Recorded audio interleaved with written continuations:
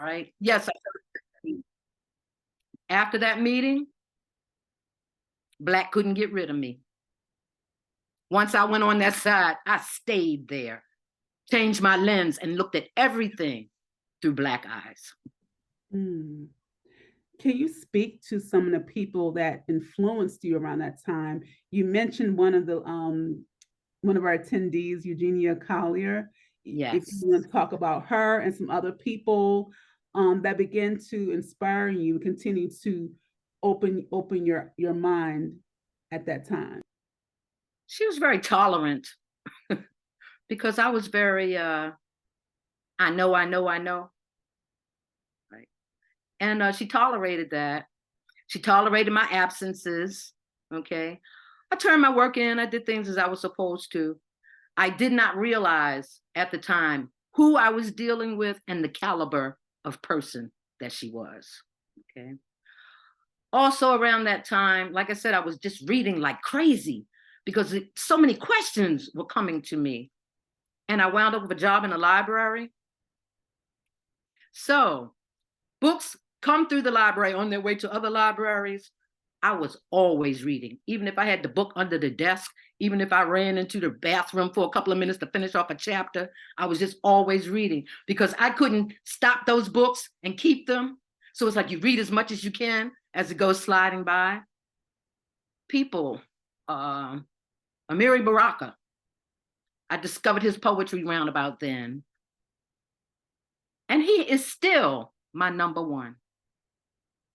I thought his politics in a few years later were crazy sometimes, and still in poetry, he was my number one. Okay.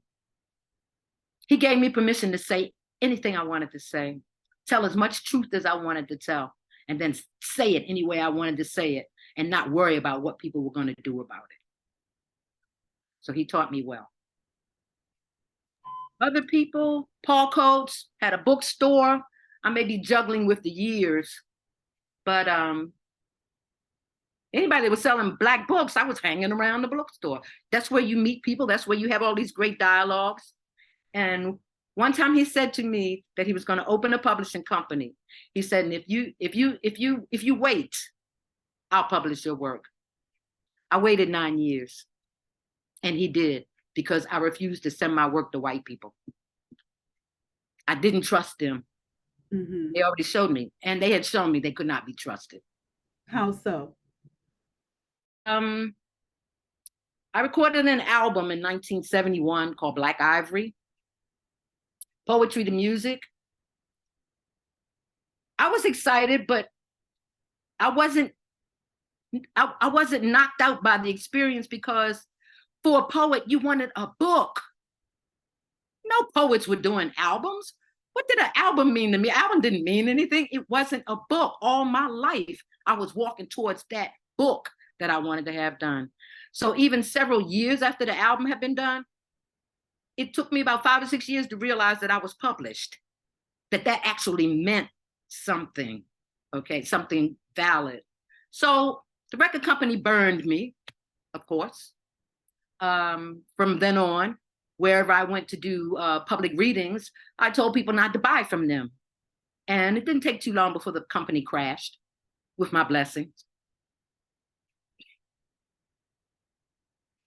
So I know that album reached number 29 on the Billboard 100 list.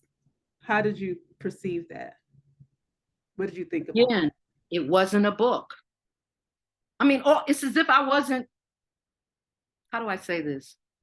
Like I was just sitting in a corner watching, and all of that part of my life was just walking right on by, and I was still waiting for that precious thing that I wanted. I wanted that book.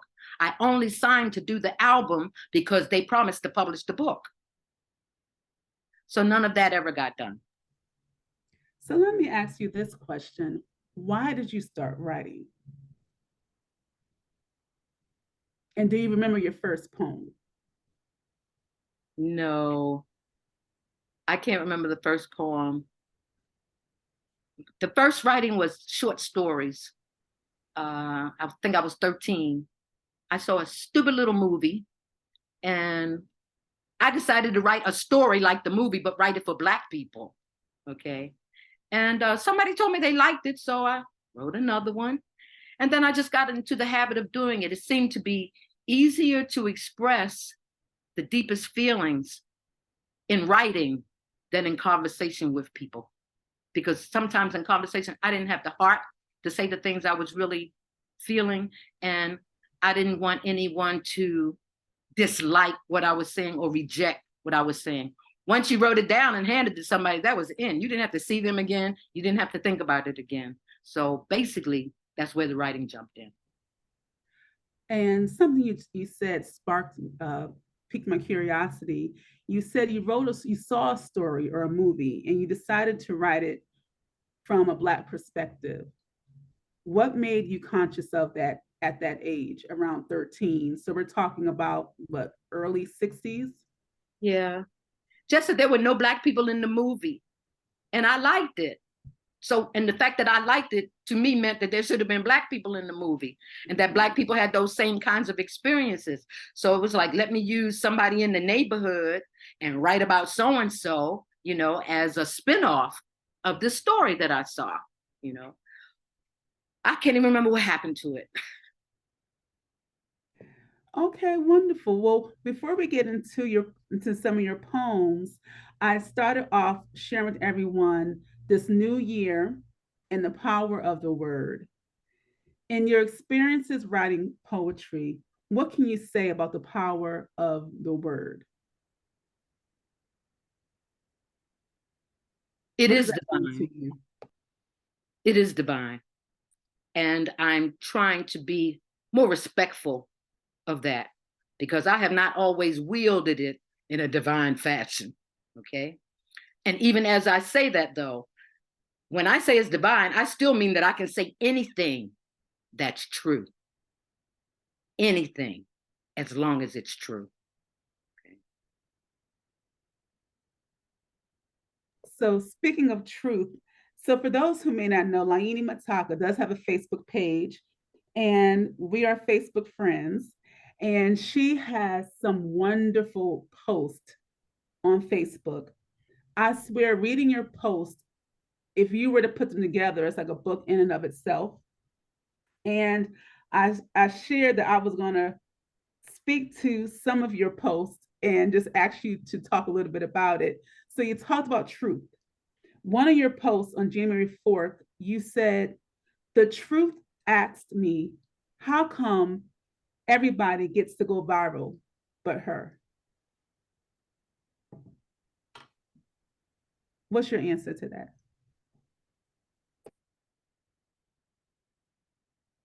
Everybody's not interested in the truth. Everybody can't afford to hear the truth. Everybody's not built for the truth. So whether I like that or not, okay, I wish we could all tune into it, but that's not going to happen. Okay. Yes, yes. Wonderful. Well, Mama Laini, we are going to now turn it over to you. I wanted us to have some context to know who you are for those who may be new to you. And I'm going to now go quiet and listen to your divine, powerful words of power. Thank you. I'm reading from Restoring the Queen. The poem is entitled Murder. Tell me, my sister, have you committed murder lately? Have you swallowed poison, lost your mind, and kept a child from its father lately? Have you put yourself first by bad-mouthing someone you know you used to die for his touch? Have you become hard and bitter and ugly because you felt compelled to murder the memory of a man whose love you could not keep? Have you murdered your son lately? Have you taken his future as a man and tied it to the railroad tracks because his father failed to love you back forever? Have you robbed your daughter of a positive relationship with the first man she ever knew? Have you killed her desire to love a man by recounting war stories that still have you shocked beyond belief? Have you murdered anyone lately? Have you drawn and courted anyone lately? Not because they couldn't pay child support, but because they left you for higher heights. Not because they now whisper promises in a new ear, but because no one whispers anything in your ear. Have you kept a child away from its father lately? Not because the father was a junkie, a rapist, a child molester, a basher, a walking, talking horror, but because you want to hurt him, because you can't find any place to dispose of your pain. Have you put your child's life and future development in jeopardy because you cannot get past your own pain? Do I have to ask you again? Have you committed murder lately? Have you kept a Black man away from his child?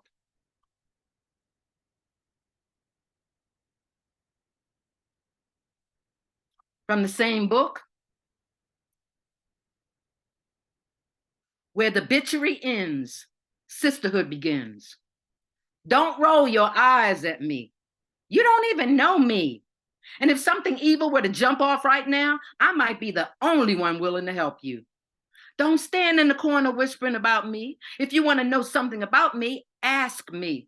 The fact that I don't work my thing the way you do doesn't mean you have the right to hold me in contempt. My name is not bitch, tramp, or slut. And if you don't want your man to communicate with me, then keep him home. But don't get mad with me for being polite enough to be dialoguing with him, even though I am not one of your chosen few.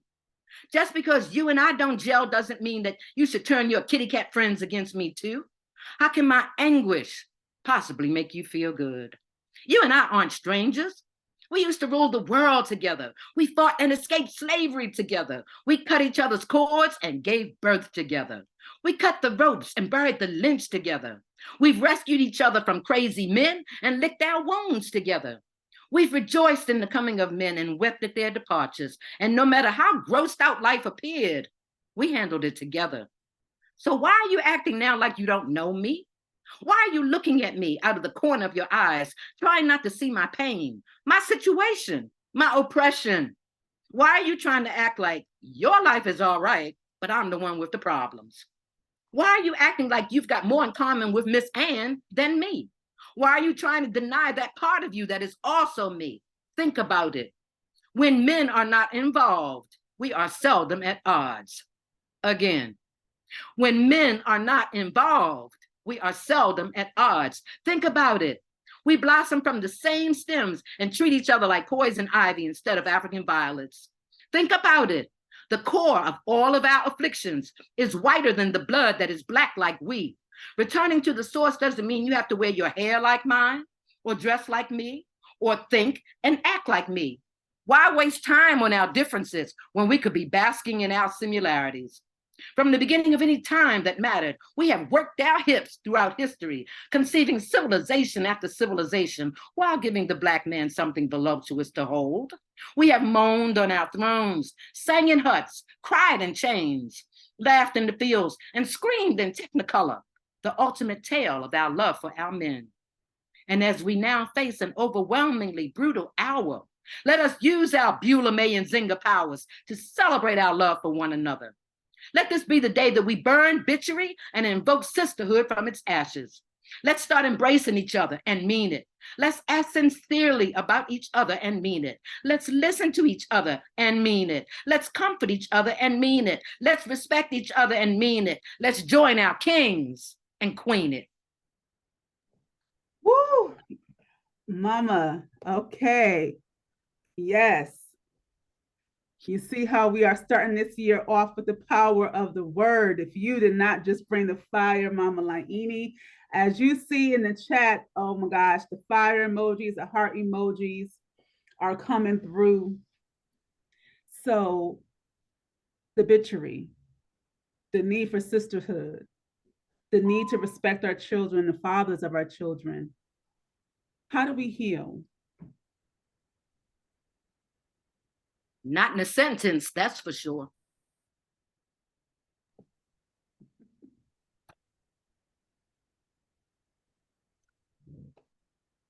Self-love is probably the first thing we need to step to. Because once we do that one and get that correct, there will be this overflow of love for our own people and those who remind us of ourselves. Okay. It's very difficult because we're living in an age of globalization where the trashiest images and stories about us are taken all over the world, and people see and think about us in those negative ways when it's not true. Sometimes, yes, but not true as an entire people. So it's a very difficult thing to do. And I say start with children. If you can get the children to care about themselves, to be happy about themselves, to be glad about being Black, we can take it from there. Yes. So do you want to speak a little bit about those two poems that you shared?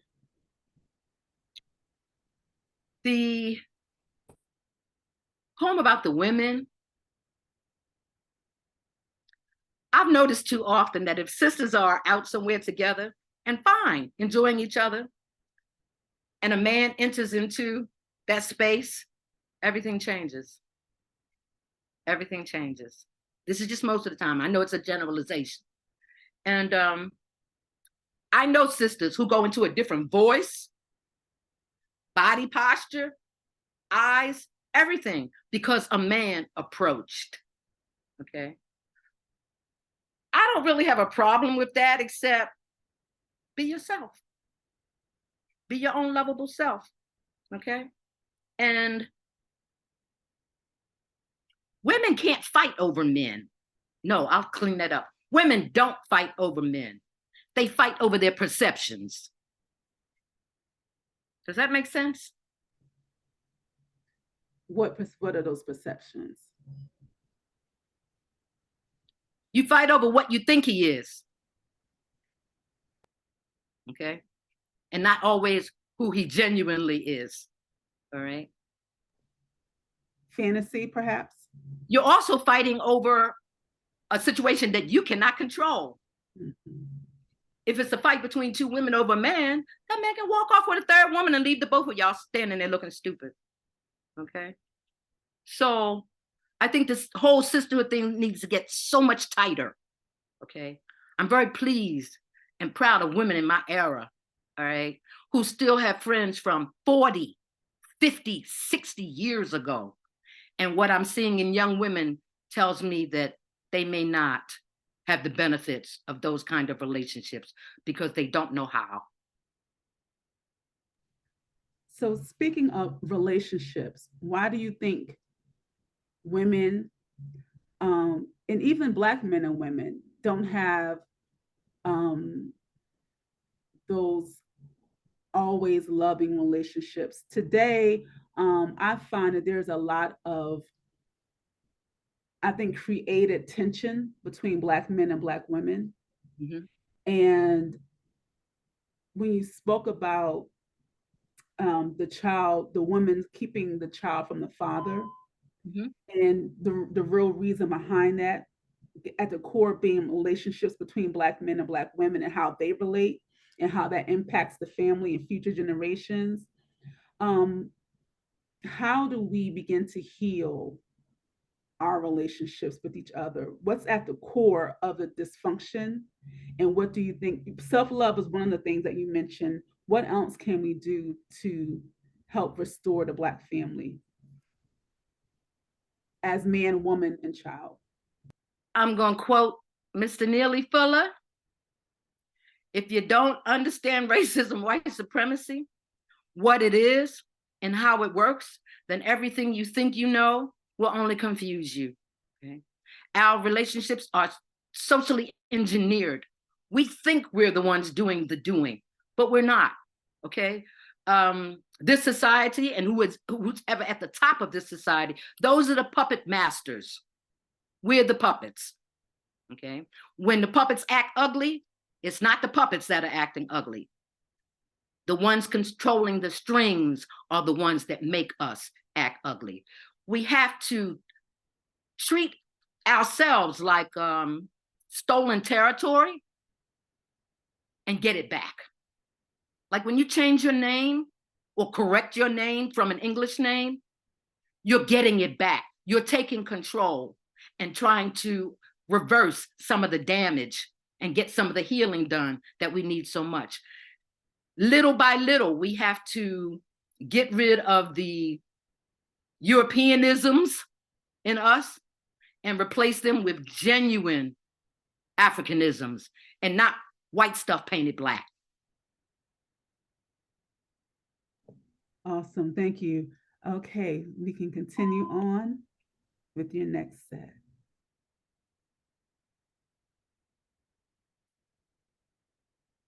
I couldn't not say something about Gaza. This is I'm reading from the Prince of Kokomo, and the poem is called Intifada. When evil turns out not to be amphibian, but instead wears Armani and looks like the boy next door, it must be hunted down like a rabid dog by a posse carrying torches or a circle of hearts carrying virtuosity. When evil is imperceptible among humans and beings of light are forced to use darkness to cloak their might, when evil seems to be without obstacle and moves with the ferocity of a forest fire, we must all dive deep into our God selves and raise the stakes a little bit higher. The fight against evil is never beyond reach. Angels are muscle in the arms of the righteous. As soon as evil steps into your awareness, attack it. If it tries to overpower you, beat and kick on it. If it gets you in its embrace, break its skull with your forehead. If it gets a grip on you, bite it. If it shrugs off your teeth, spit on it. Don't wait till it shows up at a theater near you. As soon as rumors of evil threaten your ears, as a part of the living God, it is your moral obligation to study that evil like a scientist in a biological warfare center. And then tell everybody you know at least twice. Tell it until you can run it in your sleep. Tell it until it rings like a mantra. Tell it until they put a bounty on your tongue. When the place where your dreams meet forces one eye to remain open, when evil has ID'd you and has you sneaking around corners and wearing dark glasses, resistance respects the right to flee.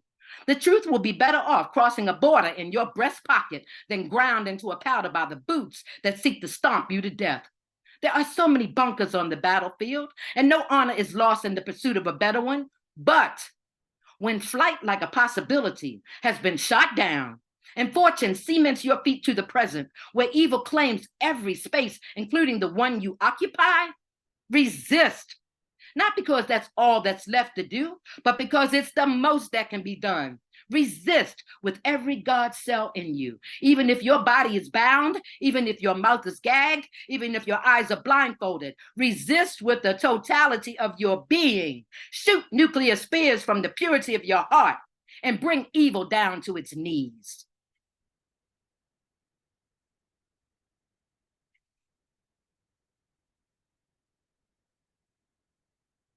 Progress.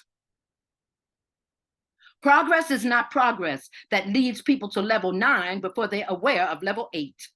Unless it makes people better in some way that doesn't hurt them and the environment, it's regress and ought to be followed by egress.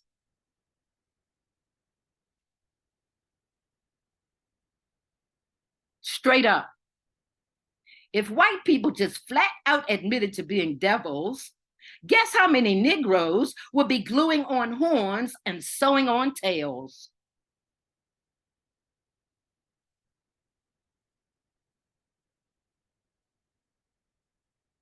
Communion. Cortez told the Aztecs they must give up their idols and abstain from human sacrifices. Instead, they must drink the blood of Christ and eat the flesh of Jesus.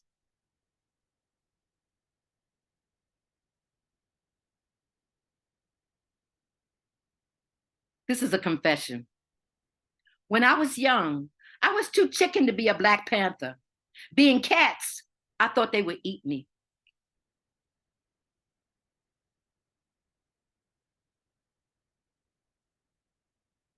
I'm gonna read from the new book.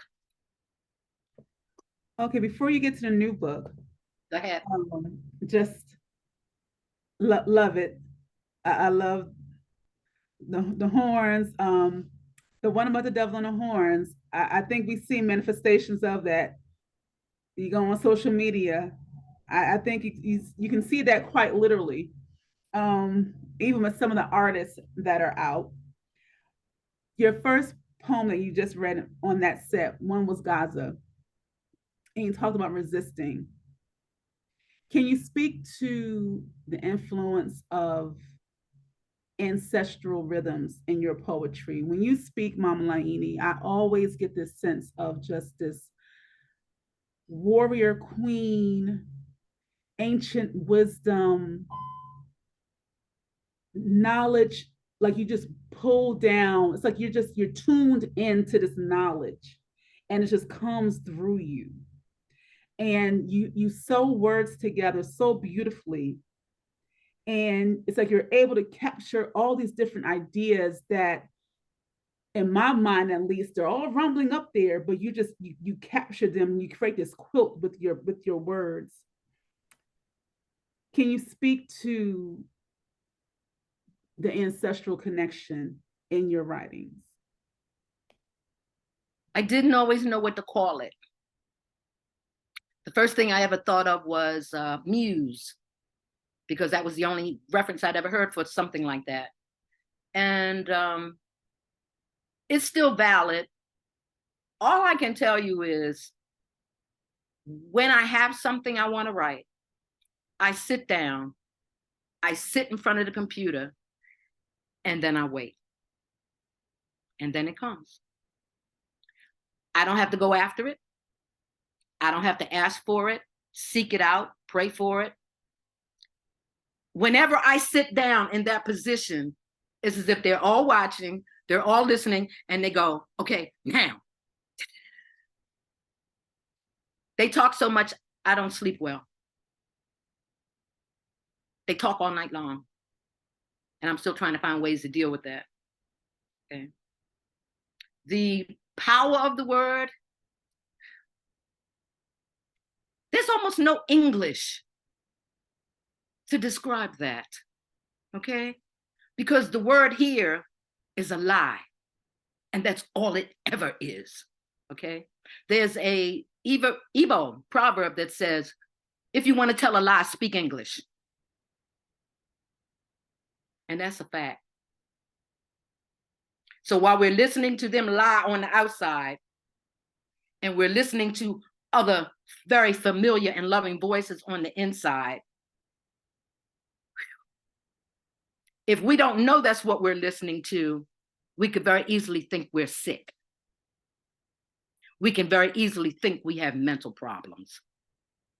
If we have never had anybody explain that to us or refer to it or heard of it in any way, we will think that something is wrong with us.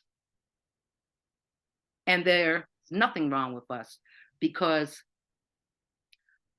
we can judge how sane we are by how African we are.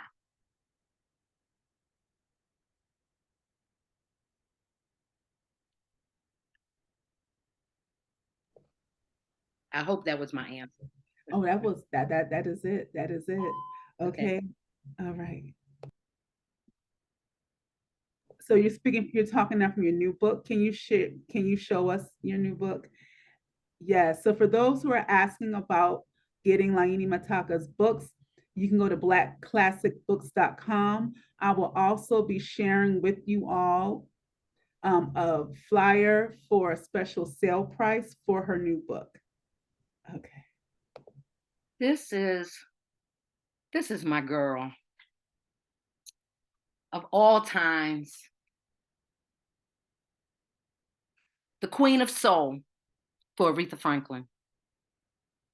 My parents told me about drugs, liquor, and sex.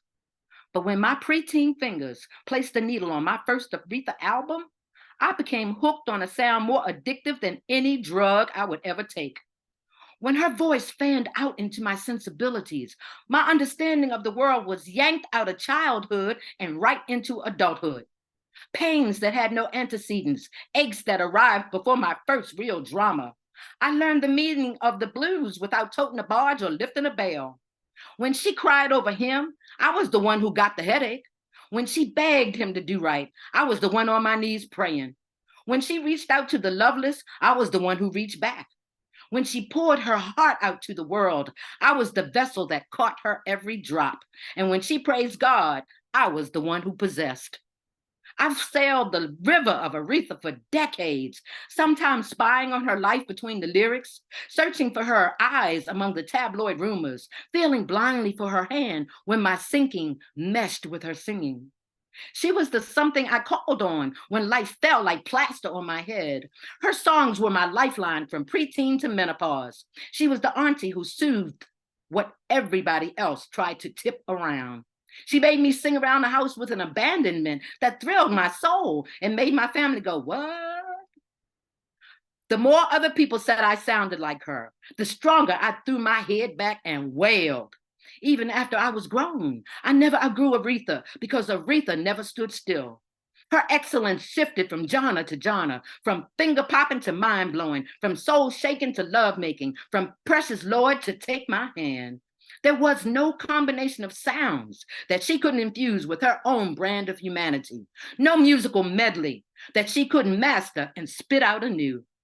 Riri was my confidant. Under the cover of her voice, I admitted things to myself that I'd never breathed to another soul. She made me feel like her favorite, even though I knew I was another unknown. As long as she was around, no part of my emotional self ever went hungry. She was a mecca for Black women who gathered together to unleash their love for their men. She was our ambassador to our own brethren. The things they didn't want to hear from us, they listened to it when Aretha came singing it. She was an unchained force when it came to battling for the love, tenderness, and devotion of our kings. No other ebony diva's lifetime's work has laid the groundwork for a more perfect understanding of how sisters feel about brothers. Aretha was a living, breathing musical treasure. Her entire career was a mosaic of Black life and struggle. They called her the Queen of Soul, but queens die, and Aretha is forever.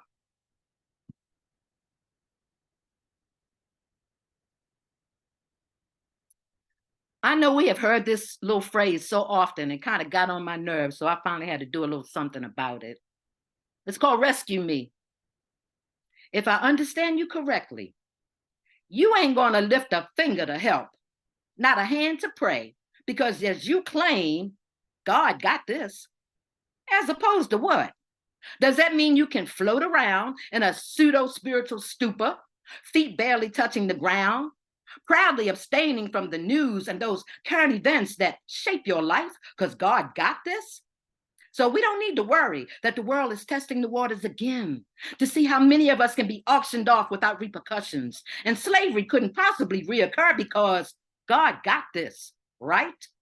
Is that how you justify being an observer instead of a participant in the battle to keep the police from pouring libations with our children's blood? I know God got this, but when are you going to get it?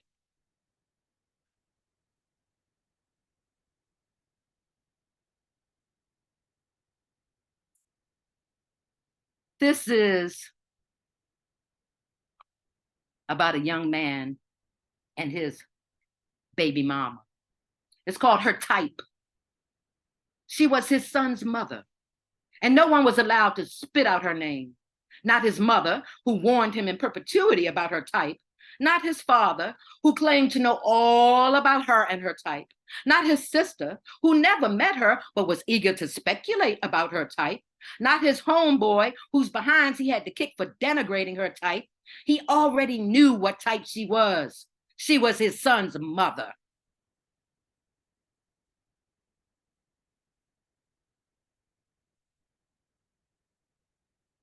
Guilty. All a Black man has to do to be charged with the attempted murder of a white girl is to stop and look at her, which will leave her breathless and him guilty as charged.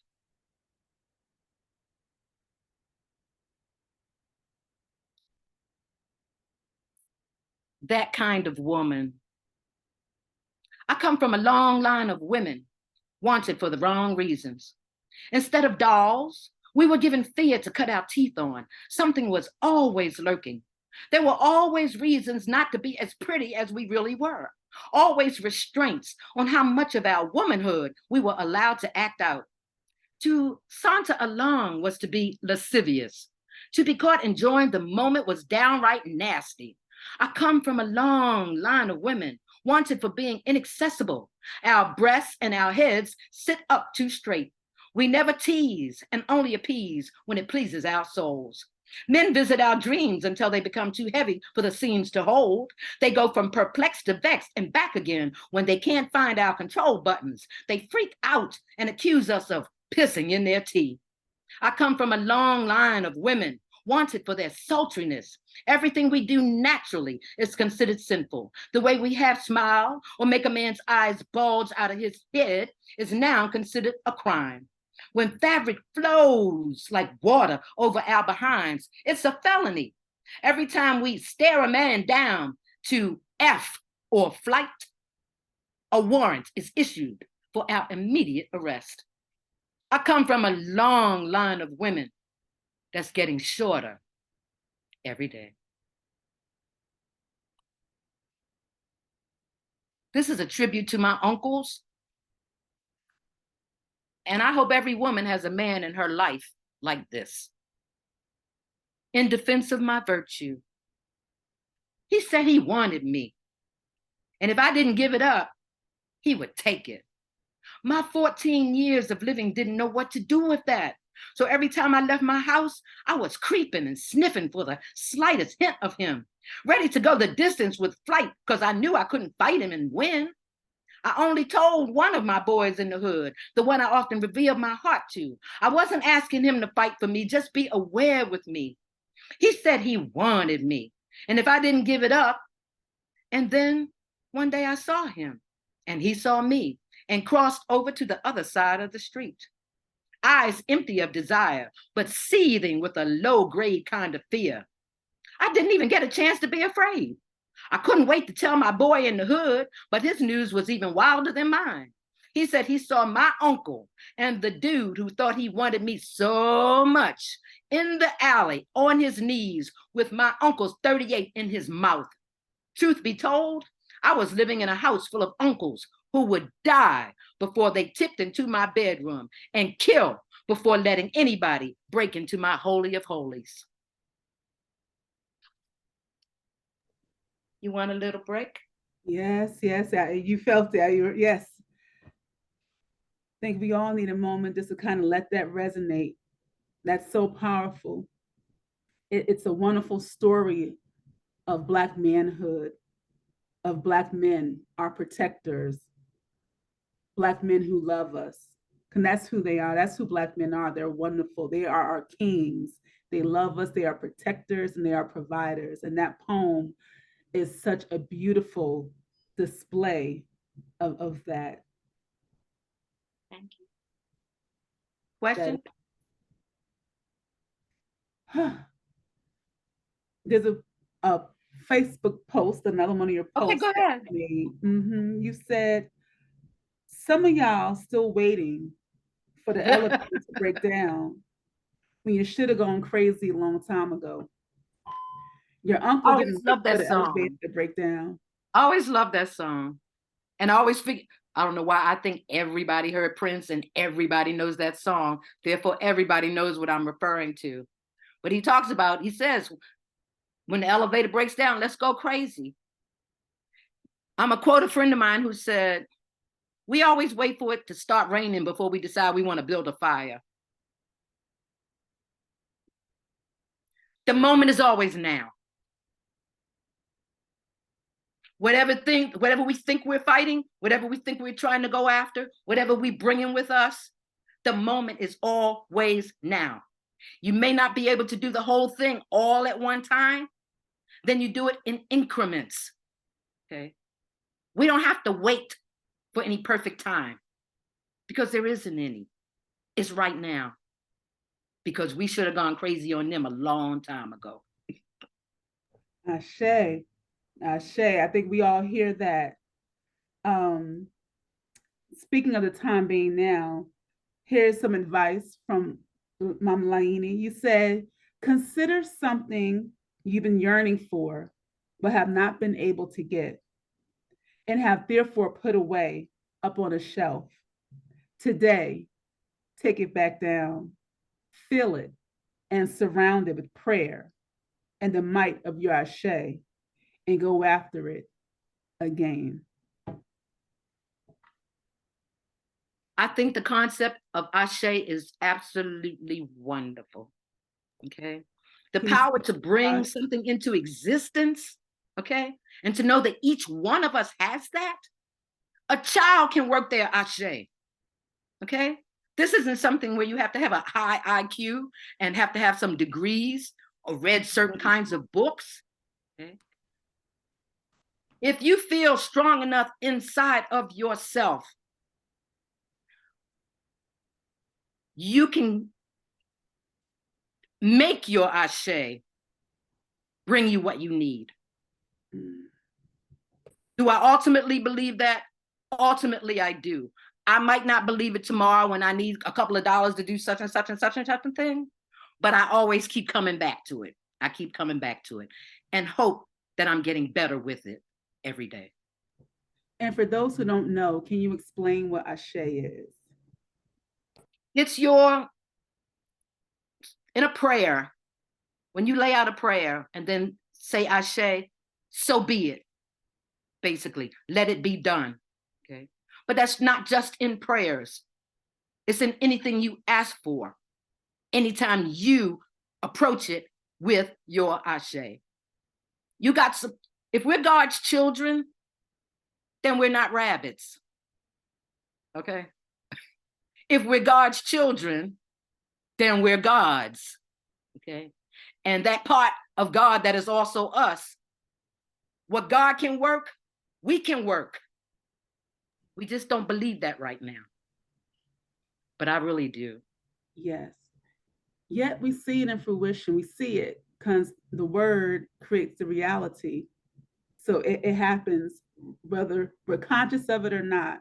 It does. So speaking of the word and bringing things into fruition, you came up in the 60s, the 70s, around the time of the birth of hip hop. An element of speaking and word power. I'm curious as to your thoughts of hip hop music in these last 50 years. Well, number one, I never liked the name. Okay. I didn't see any significance in that at all. I mean, a bunny can hip hop, a rabbit can hip hop. Okay. I really couldn't see the significance. And the reason why, another reason I didn't want it to be labeled as such, it's part of a continuum. And I didn't want it to be pulled out of that, which is exactly what happened. Okay. It's as if when jazz and rhythm and blues were talking about what happened to them, hip hop wasn't listening. Okay. They took it out of our hands and then did what they wanted to do to it. Okay. In that beginning, yes, I liked it. In the beginning, yes, I was singing along. Okay. And I didn't feel like it was different from any other music we had. And then it started to get a little more distant and a little more customized, but not to anything useful or positive. So what I can say about hip hop is that it made some of the most unaware people millionaires and billionaires. Okay. And I don't see that money coming back to the community. Good point. Good point. How do we recapture the minds of our youth with social media and what the youth are facing in today's society? We don't have to always go to the record companies. Okay. Ujamaa, Kujichagulia, bring those things into reality. All right. We can make small things. It doesn't always have to be sell 50 million copies. Okay. We know what the music does to them by how they act. We hear it and then we look at them and see how they act. So if we were saying beautiful things to them, if we were talking about, let me say this, I always had problems with low self-esteem. The thing that helped me to stop that or to raise it, Black history. The more I read, the fuller I got, the deeper I got, the more wonderful I became to my own self. So if we know that music does this, all of our lyrics should be great. Put it on music that they would become absolutely addicted to, but don't have them around here and this and this and this to garbage. Let all of that lead to constructive work, to feeling better about yourself, to feeling better about the community and wanting to do more for the community. Otherwise, we're going to keep going around in the circle that we're in right now. And that is not healthy. So let me ask you this question. When you first got started writing your poetry, did you find that the white publishing companies sought to control your voice? The only experience I had with them was with the album. And after that, I never sent anything to them, okay? Because I was waiting on Paul Coates. Why was that so special? Because Paul was never going to say to me, you can't say that about white people. Paul was never going to go, oh, no, Laini, that sounds kind of hateful. Don't say that. Don't say that. Just say they're not nice people. He would never do that to me. He has never edited my work for anything except maybe spelling or something, but never to change the gist of my politics, ever. So yes, I stayed with him, year after year after year. Yeah. Yes, that's a very powerful message and lesson for many people to learn, because as you were saying, hip hop did begin to change and the message that was put out did begin to get influenced by record companies and those people who are really controlling the industry.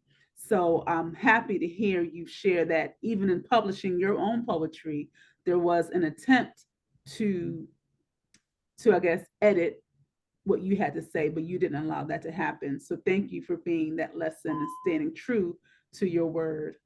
And we can continue. Thank you. Yes. More enduring than dreams. He hates that damn job. Been going there 5 days a week for 15 years, and he feels like a squeezed out tube of toothpaste. It ain't like he's making any real money, but he's got real benefits and 4 real children. Every now and then, one of his old dreams gets up, shakes itself off, and tries to make a comeback, but fades when asked about benefits. He dreads going to work every day. Been going there 5 days a week for 15 years. Whatever youth he has left just wants to sneak out the back door, turn towards the sun, and sprint towards happiness. With ease, he sees himself traveling across the country, picking up work, laying down women, and never looking back. But he's got 4 children. And the hole his absentee daddy left in him acts like a binding spell that won't allow him to do what his daddy did. So he slams the door on that temptation, makes sure his uniform is clean for the next day, hugs his badass children goodnight, climbs into bed, and sleeps with the serenity of a man who's doing the right thing.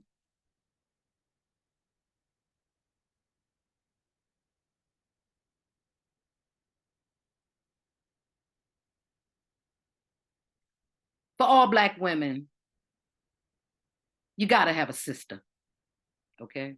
And I don't just mean by blood, you gotta have a sister. If you've ever had a real sister for a friend, then you know a sister will ride shotgun with you or drive the getaway car for you. She'll curse fake friends out if they tell your business and slap your name out of their mouths if they speak with split tongues. A sister will watch your children, let you watch hers, let them watch each other, and make them all move over if that's what time and circumstance demand. A sister will feed your kids like she feeds her own and wag her finger in their faces like she does her own. A sister will massage the truth for you if your well-being needs it, and then turn around and fillet you like a fish if your survival depends on it. She'll lend you money you didn't ask for, buy groceries you never mentioned being out of, put gas in your car, money on your smart trip card, and take you out to kick up your heels when the children become all you can talk about. A sister will look deep down inside of you, open up the wound, fill it with powdered love, and stitch it back up with laughter. She'll monitor your man as if she was getting paid, check his actions in public, record how many smiles he got and gave, and keep a visual on how many hugs, and deliver an accurate account of who was all up in his face. A sister will baby you through heartbreak, prop you up during bankruptcy, stay glued to your side during abandonment, guard your things during an eviction, tell you when you've entered into addiction, set up camp in your room after surgery, hold your hand after an abortion, and sandpaper the edges of your oppression until you can get a smile on your face. A sister will pray with you and over you and for you, sit down and scheme on how to make a way for you, and hook you up with anyone she thinks can do anything for you. A sister will stand up for you and to you. She'll even go up against your own family for you and any effort they might make to dismantle you. She never co-signs anybody's right to hurt you. However, a sister can lose her mind for a minute, betray your confidence, hurt you more than any man possibly could, and then come back to the scene of the crime, express absolute remorse, and return to her rightful place in your heart, but only if you're a real sister too.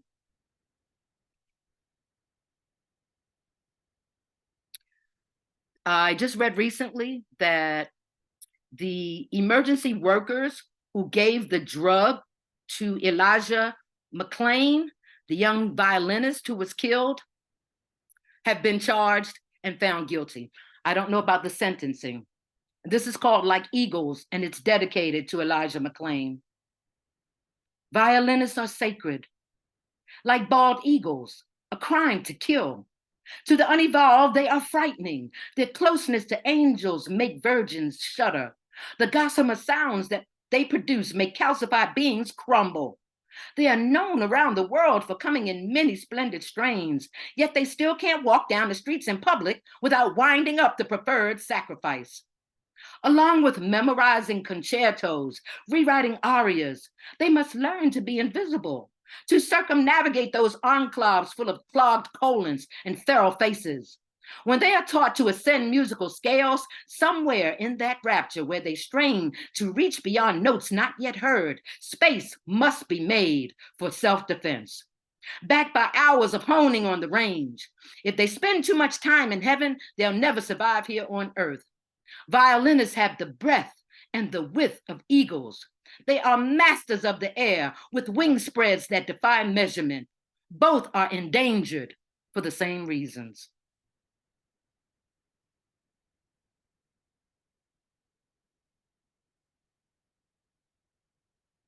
The beauty of Black women.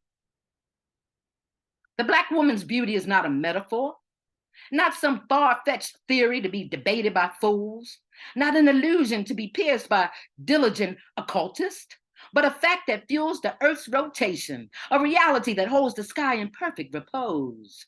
The Black woman, as the center of the Earth, is not a fevered, imagining, hip-shaking mirage, or an inflated assertion from the low self-esteemed.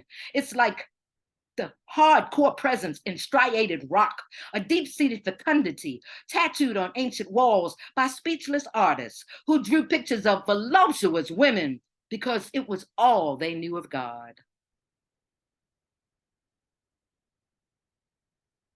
I have changed the name of what these people are called. They are known as the Scottsboro Boys, but I'm calling them the Scottsboro Scapegoats. They were tried for not wanting the white women on the train, for not salivating at the thought of sinking into that forbidden white flesh, for not giving crackers something to point at and say, see? They were tried for being close enough to breathe the same air as the white girls, for chasing the other crackers off the train. So they could have had the white girls all to themselves, only none of them wanted them. They were tried just as much for not wanting the white women as they would have been if they had. After all, who were they not to fit the description? Who were they not to be the usual suspects? Even when one white girl said it never happened, it didn't matter. Those rednecks didn't need her consent. Her truth was as irrelevant as she was. The rednecks got it in their minds, and so it stayed there because they needed it to be there. And they and their forefathers had raped so many Black women, they needed to believe that all Black men wanted to do the same to theirs. And knowing that a bunch of raggedy ass Black males had access to 2 white females and didn't want them, forced them into a cognitive dissonance that the brothers themselves were made to pay hell for.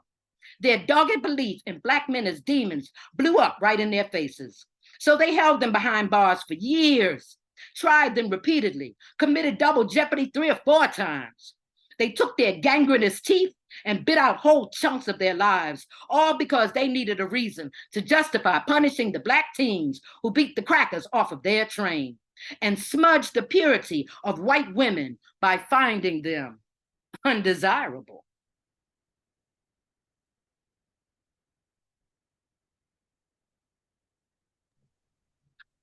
Yes, yes, yes. So, Mama Laini, just bringing the fire, bringing the fire. What I would like for us to do now is to take a few questions from the audience, and then come back. And I know you that the special poem that you shared at the baby shower. Okay, we can close up with that poem. I think would be. Okay. And remember that one I was talking about the Black men? It's a short one. I wanted to hit that before we left. Just anytime before Oh no, no, oh no, perfect. That's perfect. So feel free to, we're not done, but I just want to give the audience an opportunity to get some of their questions answered. And while that is taking place, I do want to share with everyone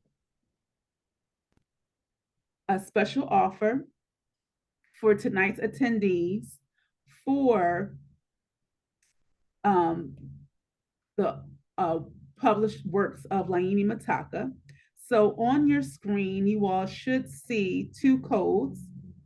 One code is for if you already purchased Return of the Kings, then you can get Restoring the Queen, Never as Strangers, Prince of Kokomo, and Being a Strong Black Woman Can Get You Killed for $26.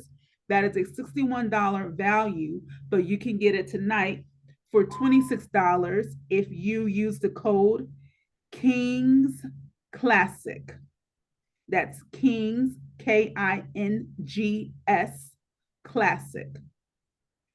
The other special is to get Return of the Kings plus the books that I just mentioned, Restoring the Queen, Never as Strangers, Prince of Kokomo, and Being a Strong Black Woman Can Get You Killed. That's $45 for a $76 value. That code is Kings Full, KINGSFULL. So if you don't have Return of the Kings, you want to use code Kings Full for $45 to get all of those, all 5 of those works. If you already have Return of the Kings, then you want to get the other 4 works, and that special code is Kings Classic. So please feel free to take a screenshot of the flyer and get your special discount. We are so, again, thankful for you joining us, and we want to thank Brother Paul Coates and Black Classic Press for presenting this special offer for tonight's Wisdom Wednesday attendees. Okay. So our Wisdom Wednesday programs are put on our YouTube page, ikgculturalresourcecenter.com, where you can find the recording. So for someone, a couple of people asked that question, just want to share that with you. The first question, Mama Laini, someone wanted to know who was the illustrator of your book. They love the cover, and Sharon wants to know who's the illustrator. Artist Michael Brown, and he has a great deal of work. You can pull him up by just saying Michael Brown, artist, and he's also on Facebook. Yes, a wonderful, wonderful artist. Michael Brown is the illustrator of Laini Mataka's new book. Arnold asks and says, first, thank you. Oh, I think I answered that question. How do you obtain a recording? You can go to the IKG YouTube page. Share J asks, what is your favorite poem of all time? Of someone else's? They didn't specify, so yeah, so someone else's. Whatever it is, Baraka wrote it. Whatever it is, Baraka wrote Whatever it. it is. Yes, Baraka wrote it. Yes. Excellent, excellent. Natalie asked, which of your older poems would you rewrite today? Do you ever go back and look over your work? Do you say, I think I will say this now? That's funny. I could rewrite almost every poem I've ever written. I have actually stood on stage and changed the words while I was reading it and had people thinking they were following me in a book and go, I didn't see that part. What was that part? Because the idea that came was so good, I had to slide it in there. But I'm always ready to rewrite. Always. Wonderful. And Keisha Taifa, welcome. For those who may not know, and Keisha Taifa is another Wisdom Wednesday speaker. Thank you for joining us tonight.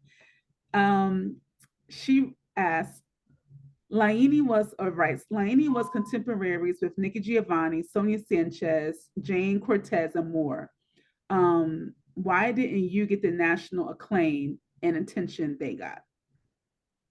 One, I came up younger. I wasn't exactly with them. It's kind of like I was following in their shadow. Okay. Two,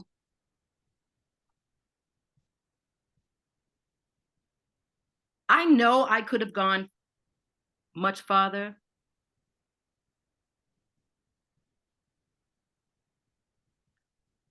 I couldn't just let go of myself. People grab at you too much. They pull the energy of people pulling off of you. I realized that was a little bit too much for me. Okay. And that I did not want to be in that bright, bright, bright light because I didn't think I was strong enough to be able to hold on to myself, to stay who I was and not change up to start to please other people. I'm a little bit like that still. Okay. And the follow-up on Cher's question about your favorite poem, she also wanted to know yours or others. So you mentioned anything about Baraka. Do you have a favorite poem of your own that you wrote? No.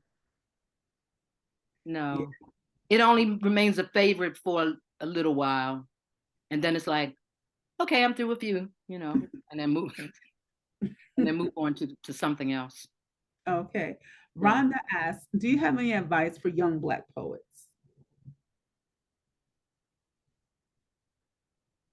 Read history and other people's work.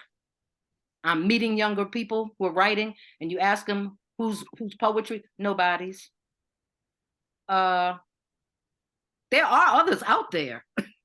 Okay. Read other people's work. You will get so much information. You will learn so much about structure. You will see that you have so many options in how you can write. Just read other people's work. And if you can find a small circle of people who are willing to write with you, do that, because you inspire each other a lot. That can be wonderful. When your energy bounces off of each other like that, that's good. And it's great for growth. And tell the truth. Tell the truth. Tell the truth. Did you find, this is me asking you this question, when did you realize that poetry was your place to tell the truth? As opposed to just being. And I realized I was too lazy to keep writing long things. Okay. Because it was like, I thought I was going to write a novel. I did write a novel. I do have a novel. The novel is in a bag on the. Do y'all hear that? Of my bedroom. Do y'all hear that? Laini Mataka has a novel that we don't know about, y'all. It, What are we going to I do? need about 20 pages so I can finish it.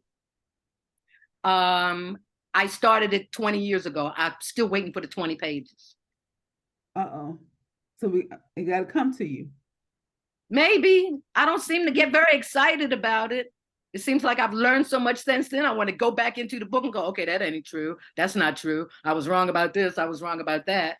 But okay, I'm more interested in quotes or aphorisms. Aphorisms, yes. Yeah. Okay. I'm loving that. Love it. You love it. Okay. Yes.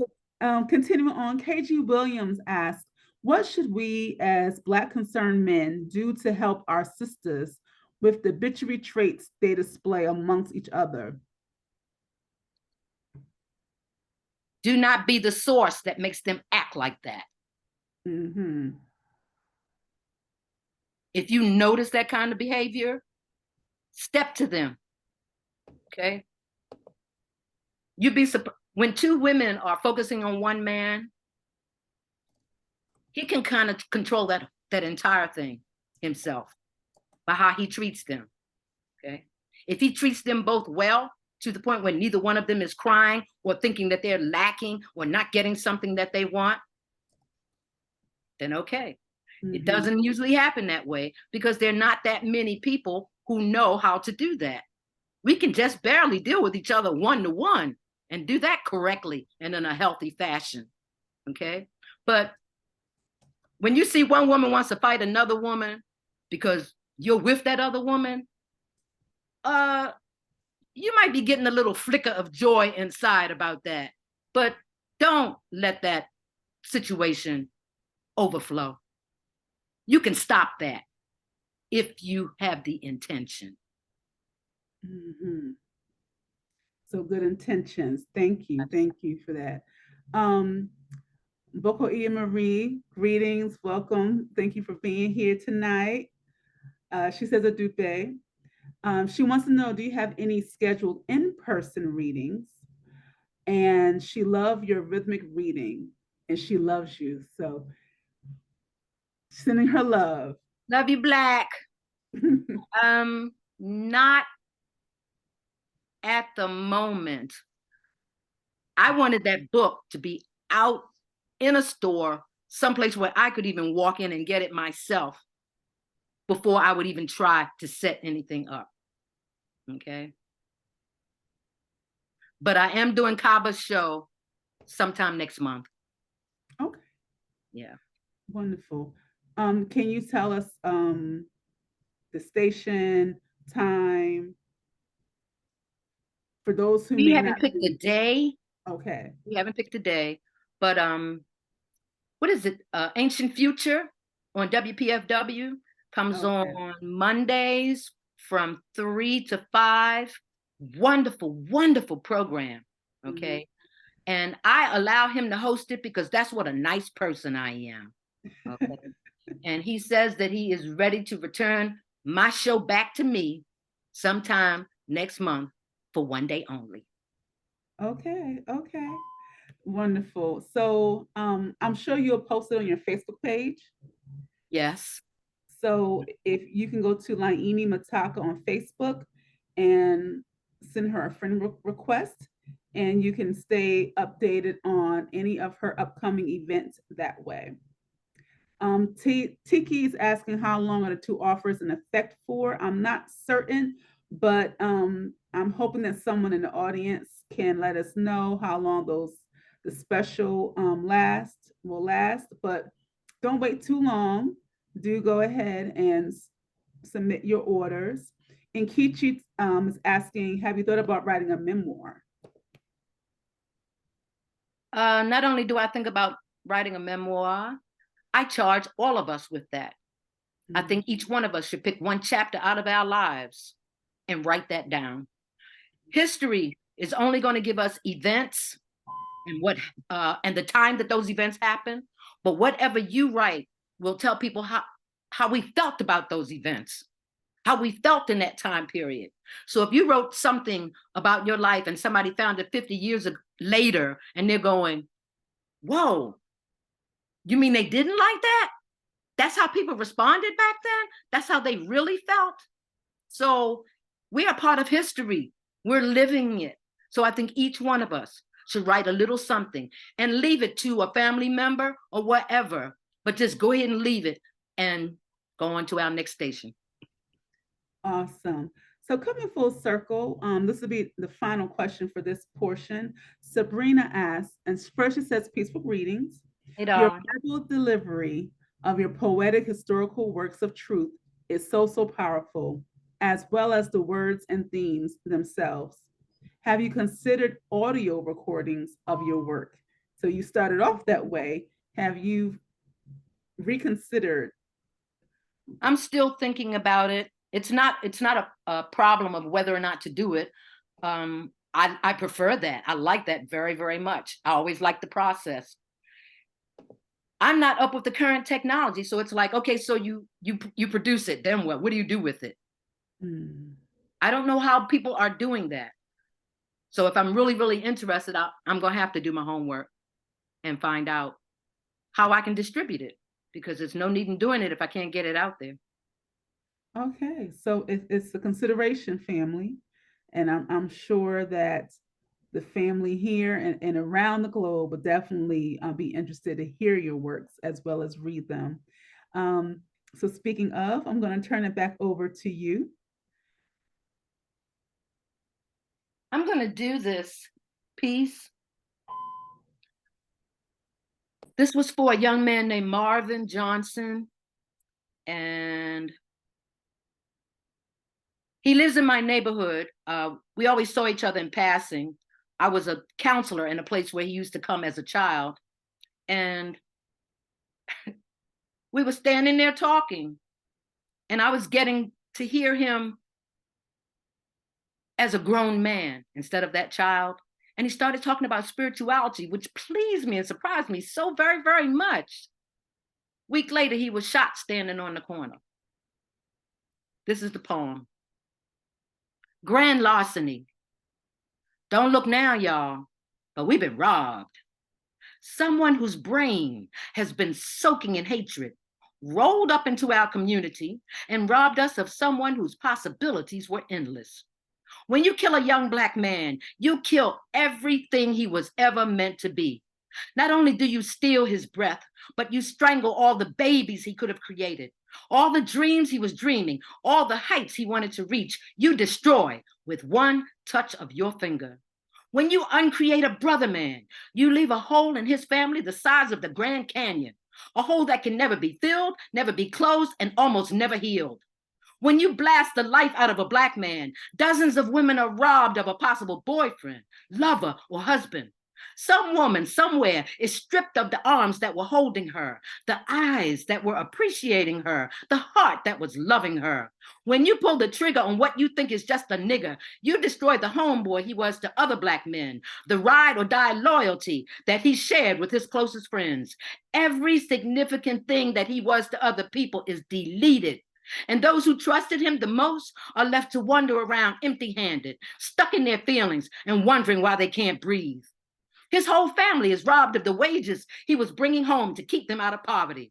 Without caring one way or another, you might be robbing some mother or some father of their one and only child, sentencing them to a lifetime of grief and heartbreaking sadness. When you execute a Black man, you also kill his chance to be a Nat Turner, a Black Panther, or a Malcolm X. You squash his opportunity to show boys in the community how to be real men. You rob the whole community of his intelligence, his compassion, and possible activism. The heavenly gifts he was given at birth are flushed down the toilet, and the opportunity to be what God created him to be is kicked to the curb like an empty beer can. When you take a Black man's life, you rob the whole world of anything he might have invented, any miracles he may have been able to perform, any chance he may have had to make a great race better. Everything he may have felt, anything he may have thought is left on life's highway like roadkill. When you snatch the life out of a Black man's body, not only do you rob him of all his possibilities, you rob every person who ever knew him and everybody he was ever supposed to meet. And I want you to take that to heart. This is the real nitty gritty. They don't hate you. They're in awe of you, stunned repeatedly by the complexity of you, frustrated by their primitive inability to comprehend the depth of you, ashamed at how short they always come up when compared to you. They don't hate you. They admire you behind closed doors, fantasize about you under the covers, pretend to be you when no one is watching, and pray that one day they awake with perfect bodies just like yours. They don't hate you. It's just that they can't bear to watch you shoot hoops without getting nauseous. They have a hard time containing themselves when they see you run down a field, want to scream in pain when you dance, and wish the ground would swallow them up when you strut. They don't hate you. They just mad because they can't get a hold of your women like you can theirs. Your virility is all of their worst dreams come true. Your sex appeal, even with the volume turned all the way down, can be heard by all the women of the world, while theirs can't be heard, not even with a hearing aid. They don't hate you. They want your sun-kissed skin, your lips, your buttocks, and your good googa-mooga. Their lives are ingrained with a savage envy of you. They want to rid the world of you so they can stop living in your shadow. They demonize you in a weak effort to discredit your divinity so that later they can look in the mirror without cursing themselves out. They don't hate you. If they did, they wouldn't study your music like interns studying medicine. They want to sing your blues without being black and blue. They want to feel what you feel when your bodies do things that, according to physics, are impossible. They want to siphon the joy out of your melanin so they can feel something and maybe be something other than paper dolls. They don't hate you. They know things about you they can't ever afford to let you find out about yourself. They know that if they trust you with fairness, you'll leave them in the dust. They know if they lift the ban on color, your manhood will recover and change life as we know it on this planet. They don't hate you. They can't stand the internal strife of knowing they're missing something that you have in abundance. Something you have so much of, they can't steal it, dismember it, neutralize it, castrate it, misdirect it, or even breed it out of you, which is why their desperation is so intense and deliberately aimed at duplicating your blackness and attaching it to their very own skin. They don't hate you. They hate themselves for adoring you, for recognizing you, for failing to be like you, for not being superior to you, for not being able to replenish their race like you do. They hate themselves for worshiping you against their own will. But more than anything, they hate themselves for not being you. And the period goes right there. I do believe I'm reading the poem for the baby who just got here.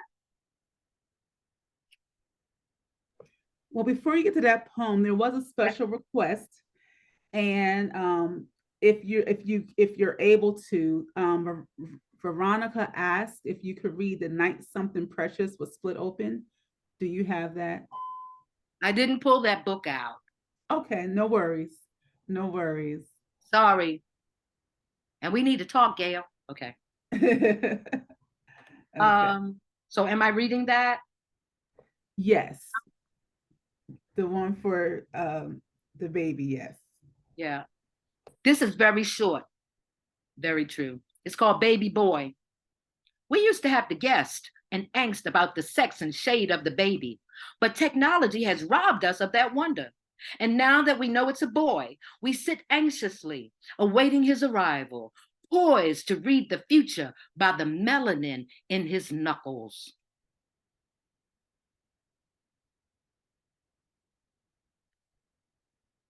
And now, an invitation to Blacknificence. Something is coming, something enormous, like a tsunami, but more instructive than destructive. Something is coming, y'all. Something spectacular like an earthquake, but more fantastic than catastrophic. Something is coming. something apocalyptic and ecliptic at the same time. Divine rumor has it that a deity, certified by the Creator to live a human existence, is coming. Something heavenly has studied humanity and decided to bring all of its ashe to show us Africans the way. Something powerful has chosen a pair of extraordinary people to give it the breath it will need to lead us down the path of functional greatness. Someone prayed for, someone hoped for, someone longed for, someone dreamt about, someone sought after, someone inconceivable has been conceived. And we are waiting with bated breath for the Malcolmized Imhotep of our blackest dreams. We are encircling his parents with Mau protection, Cometian loyalty, Ma'atian justice, sweet honeyed rock harmony, and indestructible peace. We stand ready to receive him with the love and devotion prescribed by Dr. Welson, demonstrated by Dr. Clark, and developed by Doc Ben. In the middle of all the chaos, orchestrated negativity, and deliberately designed malfeasance swirling around us, we stand ready to cradle this divine being in our hearts, to rock him with revolutionary fervor. We are the community who will receive the first blessings from his existence. And we pledge ourselves to his unlimited development, to hone his unconditional love for our Creator, our earth, and our people. We will be his parents away from home, his teachers outside of school, the watchful eyes that monitor him on the streets, the genoich committed to molding his genius, his North Star pointers towards inevitable leadership, his talisman against the dark arts, his direction when he's tempted to stray, his light workers constantly clearing his way. We look forward to bearing witness to his blossoming, to see how his personality integrates his mama's occasional reticence with his baba's usual gregariousness, to watch how he combines his baba's entrepreneurial expertise with his mama's erudite scholarship. Like family members, we wonder if he'll have his mama's smile or his baba's eyes. Will he be short and closer to the earth or tall and closer to heaven? Will he walk to the beats of hip hop or swag like the rhythms of calypso? We can't wait to see what he does with the royal energy of his mama's crown and his baba's scepter. Will he carry himself like an anointed one of biblical proportions, or break out like Hannibal, full of missions impossible? Will he follow the footsteps of Jednas of the past, or machete a new trail for spiritual warriors of the present? Whatever gifts he's bringing, whatever wonders are at the core of his intentions, whatever his brilliance creates to reattach us to the gods we used to be, all we need to do is look at his parents and be assured that no matter what avenue he chooses, his life will be the source of miracles, the likes of which we have never seen. And for that, we lovingly point to his parents to say, Asante Sana, Adupwe, Madasi Pai. Yes. And Asante Sana, Madupe.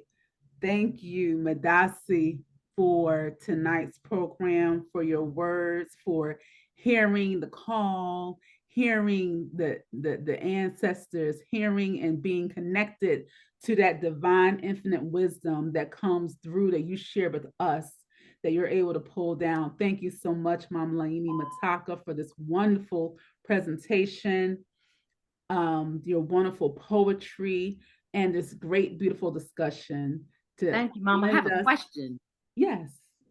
You said we can see this again somewhere else at another time? Yes. And where would I go to do that? Oh, I can tell you. Fine. Yes, it'll be on YouTube. But okay. If I can share with you how to get to that site. Okay. So yes, family, thank you all for coming out. I do want to invite you to our next Wisdom Wednesday program, which will take place on February 21st. It will feature Sister Nkosia X with her book entitled Play the Game, Hierarchical Assimilation. That again will be on February 21st via Zoom, 7 to 9 p.m. This program, this Wisdom Wednesday, you will be able to find on our IKG YouTube page, ikgculturalresourcecenter.com.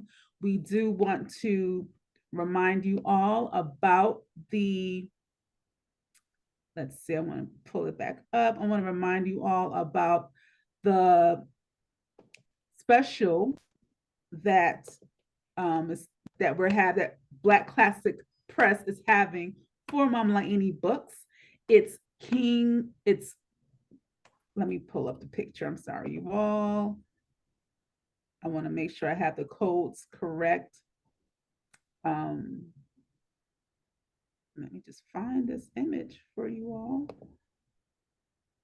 But while I'm pulling up the image, Mama Laini, are there any closing remarks you would like to make?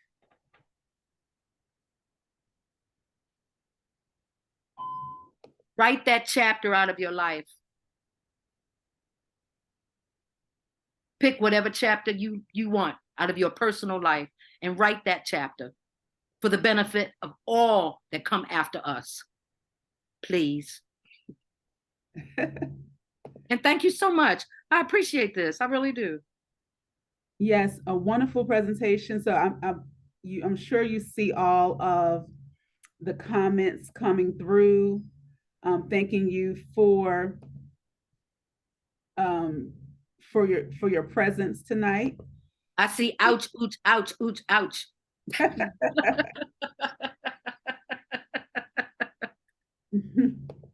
So here again, family, is the flyer. Just want to make sure everyone can see this for tonight's attendees, special code. If you all are having, I believe I saw a couple of people mention they had a difficulty with the code. I'm certain that Paul Coates is on the line and that he's hearing that, and will make sure that the codes are working. So just give them a little bit of time to adjust the code, and to make sure this pops back up for you all. No. So it's King's Classic for $26 and King's Full for $45, which includes return of the Kings. All right, so family, with that being said, I want to thank you all for coming out, and I want to wish you all a wonderful rest of your evening, week, month, and we look forward to seeing you next month. Thank you again for coming out. Peace and blessings and love to all of you. Thank you. Yes, thank you.